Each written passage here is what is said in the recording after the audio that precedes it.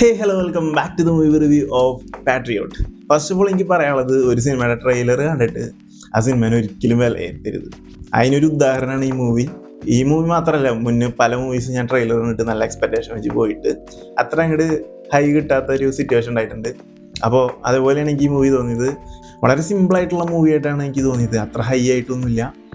മമ്മൂട്ടിയുടെയൊക്കെ intro എന്ന് പറയുന്നത് വളരെ സിമ്പിളായിട്ടാണ്. ജസ്റ്റ് ഒന്ന് ആളുടെ ഫേസ് കാണിക്കുന്നു, അങ്ങനെ വലിയ BGM-ഓ മാസ് എൻട്രി ഒന്നും ഇല്ല. വളരെ സിമ്പിളായിട്ടാണ് ഇൻട്രൊഡക്ഷനൊക്കെ ഉള്ളത്. അതേപോലെ തന്നെ ഇതിൽ ലാലേട്ടൻ്റെ എൻട്രി കുറച്ചും കൂടി നന്നായിരുന്നു തോന്നുന്നു എനിക്ക്. ഫസ്റ്റ് ഹാഫ് ഭയങ്കര സൈലന്റ് ആയിട്ടാണ് പോണത്. എല്ലാ ക്യാരക്ടേഴ്സിനും ഇൻട്രൊഡ്യൂസ് ചെയ്ത് സ്റ്റോറി എന്താണെന്ന് നമുക്ക് മനസ്സിലാക്കി തരാം. അതാണ് ഫസ്റ്റ് ഹാഫ്. പിന്നെ ഇന്റർവെല്ലിനോട് അടുക്കുമ്പോൾ ഒരു ഫൈറ്റ് വരുന്നുണ്ട് മമ്മൂട്ടിയുടെ. അത് നല്ല ഫൈറ്റ് ആയിരുന്നു. അധികം ഫൈറ്റ് ഒന്നും ഇല്ല ഈ മൂവിയിൽ, കുറച്ച് ഫൈറ്റാണല്ലോ. ഈ മൂവിയുടെ മേക്കിംഗ് നല്ല മേക്കിംഗ് ആണ് കേട്ടോ. ഹോളിവുഡ് മൂവി പോലെയാണ്. ആ ക്യാമറ ആംഗിൾസ്, എഡിറ്റിങ്, സിനിമാറ്റോഗ്രാഫി ഒക്കെ അടിപൊളിയായിരുന്നു.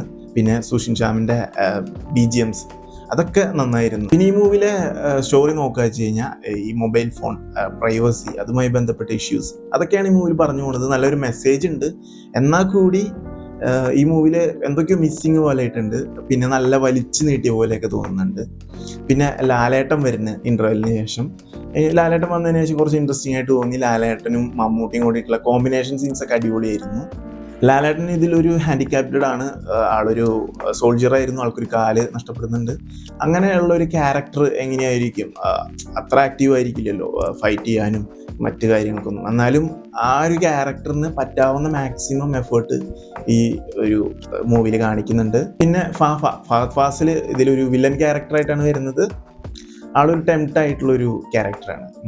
അത്ര ഫ്രസ്ട്രേഷനൊക്കെ വരുമ്പോൾ ആ ഒരു സീനിലൊക്കെ ചെയ്തു വെച്ചിരിക്കുന്നത് കുറച്ച് നന്നായിരുന്നു. ആളുടെ ക്യാരക്ടർ ഒരുവിധ മൂവീസിലൊക്കെ കണ്ടിട്ടുള്ള ആളുടെ ഒരു ആക്ടിങ് ഇതിലും കാണാൻ പറ്റും. പിന്നെ കുഞ്ചോ ബോബൻ്റെ ക്യാരക്ടർ വളരെ സിമ്പിളായിട്ടുള്ള ക്യാരക്ടറാണ്. പിന്നെ അതേപോലെ നയൻതാര ഉണ്ട് ഇതിൽ. ഈ മൂവി തിയേറ്ററിൽ പോയി എക്സ്പീരിയൻസ് ചെയ്യാനുള്ളതുണ്ട്. ഇതിൻ്റെ മേക്കിംഗ് ആയിക്കോട്ടെ, ബാക്ക്ഗ്രൗണ്ട് മ്യൂസിക്, അങ്ങനെ ഇതിലെ സ്റ്റോറി ലൈൻ നമ്മൾ എൻഗേജിങ് ആയിട്ട് ഒരു മൈൻഡ് ഗെയിം പോലെയാണ് ഇതിലെ സ്റ്റോറി. അപ്പോൾ നമ്മളതിൽ ഇൻട്രസ്റ്റ് ആയിട്ട് എന്താണ് സംഭവിക്കുക എന്നുള്ളത് നോക്കിയിരിക്കും. ഒരു ഇൻ്റർവെല്ലിന് ശേഷം അവിടെ നിന്ന് കുറച്ച് മുന്നോട്ട് പോയി ലാലേട്ടനെ ഇൻട്രൊഡ്യൂസ് ചെയ്ത ആ ഒരു ഭാഗവും അതൊക്കെ അടിപൊളിയായിരുന്നു. പിന്നെ ലാലേട്ടൻ്റെ ഒരു ഫൈറ്റ് സീൻ ഉണ്ട് ലിഫ്റ്റിനുള്ളിൽ, അത് നന്നായിരുന്നു. പിന്നെ മമ്മൂട്ടിയുടെ ഇൻ്റർവെല്ലിന് തൊട്ട് മുന്നുള്ള ഒരു ഫൈറ്റ് സീന്, അങ്ങനെ കുറച്ച് ഫൈറ്റ് സീനേ വരുന്നുള്ളൂ. അങ്ങനെ എൻഡിലോട്ട് എത്തുമ്പോഴാണ് പിന്നെ കുറേ എന്തൊക്കെയോ മിസ്സിങ് പോലെ. ഒരു നല്ല ചിക്കൻ ബിരിയാണി കഴിച്ചുകൊണ്ടിരിക്കുമ്പോൾ നമ്മൾ ഏലക്ക കടിച്ചു കഴിഞ്ഞാൽ അവസ്ഥ എന്താ, അതേപോലെയൊക്കെ പറയാം. അങ്ങനെ എൻഡിലോട്ട് എത്തുമ്പോൾ അങ്ങനെ ഒരു ചെറിയ പ്രശ്നം എനിക്ക് തോന്നി. ഭയങ്കര വലിച്ചു നീട്ടിയ പോലെയൊക്കെ ഫീൽ ചെയ്തു. അതർവൈസ് ഈ മൂവി അടിപൊളി ഇൻട്രസ്റ്റിംഗ് ആയിരുന്നു. എനിക്ക് തുടക്കം മുതൽ മൂവി കണ്ടിങ്ങനെ വരുമ്പോൾ നല്ല ഇൻട്രസ്റ്റിംഗ് ആയിട്ടാണ് തോന്നിയത്. മേക്കിംഗ് ആയിക്കോട്ടെ, ആ സ്റ്റോറി പോകുന്നത്. മമ്മൂട്ടിയാണ് ഈ മൂവി മുന്നോട്ട് കൊണ്ടുപോകുന്നത്. മമ്മൂട്ടിയുടെ ഒരു മൂവിയാണ് ഇത് വേണമെന്ന് പറയാം. കേന്ദ്ര കഥാപാത്രം ലാലേട്ടനൊരു എക്സ്റ്റെൻഡഡ് ക്യാമിയോ എന്ന് വേണമെങ്കിൽ പറയാം. എന്നാലും ലാലേട്ടൻ വരുമ്പോഴാണ് കൂടുതൽ തിയേറ്ററിലൊരു എനർജി വരുന്നുണ്ട്. അപ്പോൾ മൂവി എന്തായാലും തിയേറ്ററിൽ പോയി എക്സ്പീരിയൻസ് ചെയ്യാനുള്ളതുണ്ട്. ഭയങ്കര ഹൈപ്പ് കൊടുക്കാൻ മാത്രമില്ല. ഈ മൂവി വളരെ സിമ്പിളായിട്ട് ഒരു വൺ ടൈം വാച്ചബിളാണ് എന്നാണ് എനിക്ക് ഈ മൂവിനെ കുറിച്ച് പറയാനുള്ളത്. അപ്പോൾ അടുത്തൊരു മൂവി റിവ്യൂ ആയിട്ട് കാണാം.